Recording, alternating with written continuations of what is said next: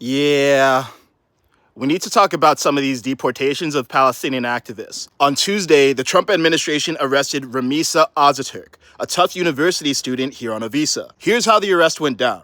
6 men in mass surrounded her on the street in Massachusetts, didn't identify themselves as ICE agents, handcuffed her, took her phone, put her in an unmarked car, and sent her to a Louisiana processing facility. When asked what the reason was for her arrest, spokespeople said Azaturk engaged in activities in support of Hamas, a foreign terrorist organization that relishes the killing of Americans. Secretary of State Marco Rubio has essentially said a visa is a privilege, not a right. We revoked her visa. It's an F1 visa, I believe. We revoked it, and here's why. And I'll say it again. I said it everywhere. Let me be abundantly clear, okay? If you go apply for a visa right now, anywhere in the world, let me just send this message out. If you apply for a visa to enter the United States and be a student, and you tell us that the reason why you're coming to the United States is not just because you want to write op-eds, but because you want to participate in movements that are involved in doing things like vandalizing universities, harassing students, taking over buildings, creating a ruckus, we're not going to give you a visa. If you lie to us and get a visa and then enter the United States and with that visa participate in that sort of activity, we're going to take away your visa. And once you've lost your visa, you're no longer legally in the United States, and we have a right, like every country in the world has a right, to remove you from our country.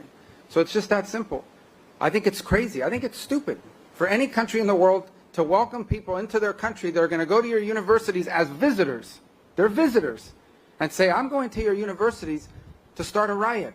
I'm going to your universities to take over a library and harass people. I don't care what movement you're involved in.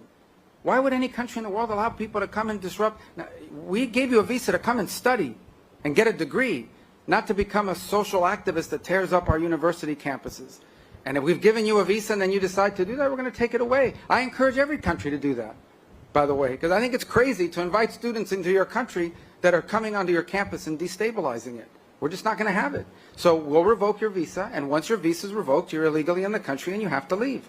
Every country in the world has a right to decide who comes in as a visitor and who doesn't. If you invite me into your home because you say, I want to come to your house for dinner, and I go to your house and I start putting mud on your couch and spray painting your kitchen, I bet you're going to kick me out. Well, we're going to do the same thing if you come into the United States as a visitor and create a ruckus for us. We don't want it. We don't want it in our country. Go back and do it in your country. But you're not going to do it in our country. And I agree with that second part. If you are a visa holder, you are a guest in the United States. You do not have the same rights as a citizen, and immigration law makes that clear. We can deport someone who supports terrorism, but we have to prove it. Where's the proof that Azaturk has done anything to support Hamas? No one in the administration has cited any. Instead, what we've gotten is explanations of policy, not proof. And they did the same thing with Mahmoud Khalil. Now with him, there's debatable but better proof that he may be a leader of an organization that is pro-Hamas. But here's the thing. I and other members of the public took it upon ourselves to look for that proof. Our government did not present that proof. And the burden of proof lies with the government, not the governed. But this isn't about legalities. This is about trust. And if your government won't give you proof, you should not give them trust.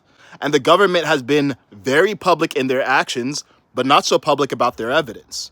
And if for some reason they have proof that they can't share because it's private, so be it.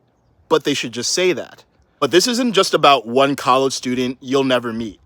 This is about you. Because even if you like and trust Trump, someone else will eventually be in power, and they can do this to you. Ask yourself, how would you have felt if Obama deported someone who was critical of America's war in Afghanistan? What if Obama said that they support al-Qaeda but didn't provide proof? Even as a citizen, would you feel safe with that? Look, Hamas are terrorists, and guests who support terrorists are not welcome here. But there's a difference between activism and terrorism, and we shouldn't be citing one to stop the other. America is a nation of principles.